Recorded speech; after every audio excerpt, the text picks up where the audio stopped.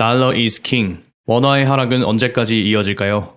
전국의 부동산 경기마저 얼어붙고 있습니다. 2022년 9월 8일 목요일, 여러분의 내 집 마련 도우미 대우경북 아파트와 함께 신문 듣기 시작하시죠. 태풍 흰남노, 이런 참담한 모습 30년 만에 처음. 포항제철소 초유의 상황. 포항제철소 3기의 고루가 모두 멈춰섰습니다. 포스코가 쇳물을 처음 뽑아낸 1973년 이후 처음 있는 일입니다. 연간 1,500만 톤의 철강 제품을 생산해내는 공장이 가동을 멈췄습니다. 참담합니다. 지하 주차장 사고는 예고된 인재. 포항시가 피해 더 키웠다. 냉천의 하천 관리를 경상북도와 포항시가 책임을 서로 미뤄왔다고 합니다. 이례적인 폭우에 수량이 많지 않았던 냉천이 범람할 것이라고는 생각하지 못했겠죠. 우선순위에서 밀려난 겁니다. 만약을 가정하고 행동하는 것, 우리로 하여금 깊게 생각하게 만듭니다. 다음 섹터입니다. 거시경제. 정부 괜찮다더니 2012년 이후 처음 있는 일, 초비상. 7월 상품 수지가 적자로 돌아서고 8월에는 경상 수지마저 적자 전환의 가능성이 있다고 합니다. 에너지 원자재 가격 상승으로 인해 원자재 수입액이 35.5% 늘어났습니다. 통제불능 원화값 엔화 이어 하락폭 두 번째. 거기에다가 원화값은 12년 만에 최고치 수준에 도달하며 장중 1,390원까지 치솟았습니다. 현재 윗꼬리가 달리며 잠시 진정되고 있는데 중기 흐름을 잘 지켜봐야겠습니다.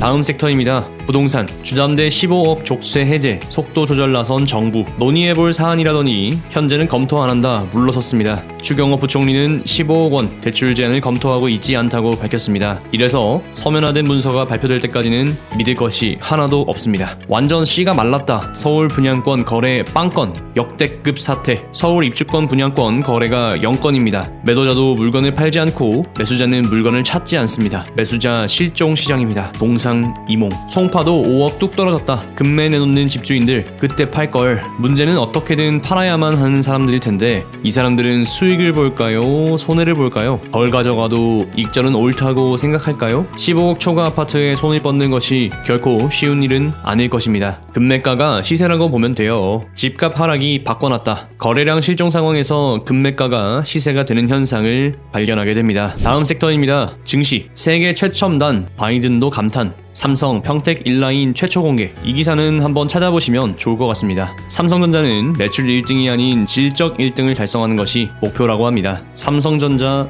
응원합니다. 현대차 KT 7,500억 원 규모 지분 맞교환. 6G 개발에 대한 공동 투자를 목표로 지분을 맞교환합니다. 미래 모빌리티 현대차와 KT가 꽉 잡아라. 파이팅입니다. 이 불황에 배터리 반도체 장비 조선 수주 쑥. 2차전지 반도체 장비 조선에서는 3분기 수주가 늘어난 것으로 나타났습니다. 역시 태조 이방원인가요? 쿠팡 회원들은 비상선언 공짜 관람, 영화계 불문율 깨졌다. 천만 영화를 노리던 거물급 영화도 OTT에서 먼저 공개됩니다. 생태계를 인정하고 받아들이는 모습입니다. 영화관의 시대가 막을 내려가는 것 같습니다. 타이어, 카지노, 면세점, 터널 탈출주 주목. 소용주들을 투자할 때도 기초는 실적입니다. 가치 대비 가격의 괴리를 잘 파악할 수 있어야겠습니다. 다음으로 차트 보면서 일일 시황 체크해보겠습니다. 어제 코스피는 마이너스 1.39% 하락한 2376, 코스닥은 마이너스 1.45% 하락하여 768을 기록합니다. 현재 코스피 지수의 경우 구름대 하단으로 주가가 이탈한 모습을 보여주고 있고요.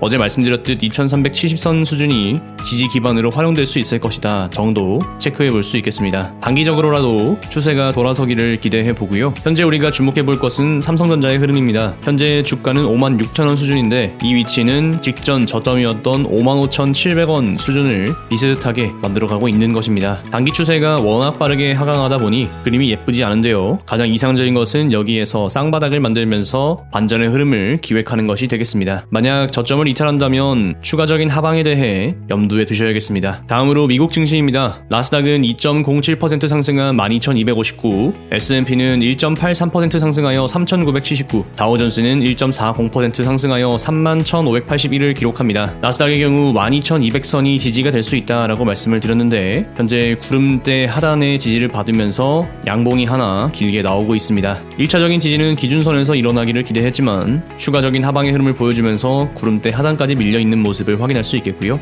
여기에서 반전이 성공적으로 일어난다면 12,800까지는 충분히 도전해볼 수 있을 것 같다 생각해봅니다. 전반적인 속도가 둔화되고 있는 것을 느끼실 수가 있겠죠. 다음으로 비트코인입니다. 현재 3.03% 상승하여 19,359 정도 보여주고 있습니다. 지지 기반으로 18,600과 18,900선 직전 저점 두 개를 찍어드렸는데 그 수준에서 양봉이 길게 하나 나오고 있는 것을 확인해 볼 수 있겠고요. 이전의 저점 형태와 마찬가지로 긴 양봉 이후에 직전 저점을 상승하지 못하는 흐름을 보여준다면 추가적인 낙폭이 있을 것으로 예상이 됩니다. 현재로서는 19,500선을 넘어서 줘야 의미가 생길 것 같다 생각이 들고요. 옆에 보이시겠지만 알트코인들의 시세가 폭발적으로 움직이고 있는 모습들도 함께 확인하실 수 있겠습니다. 개인적으로는 이런 지지 기반에서 양봉이 나왔다면 추가적인 상승이 나오면서 이전의 매물대들을 다 소화해주면 좋다 이런 생각을 해봅니다. 다음으로 원유입니다. 마이너스 6.02% 하락하면서 81.65를 기록합니다. 직전 저점을 하회하니까 추가적인 하방을 보여주고 있는 모습을 확인할 수 있겠죠. 길게 하락하는데 전체적인 시간 스케일에서 보면은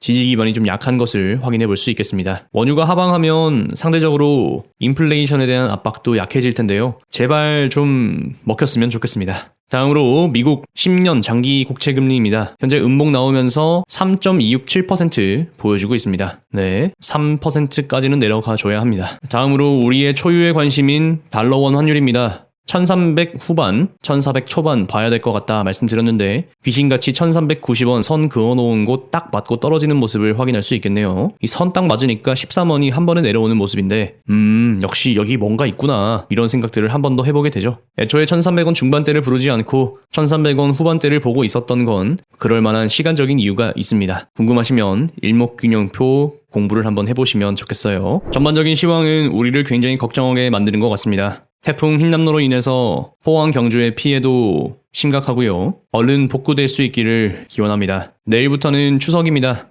연휴 잘 보내시고 건강한 모습으로 다시 찾아뵙겠습니다. 시청해주셔서 감사합니다. 대웅영북 아파트였습니다.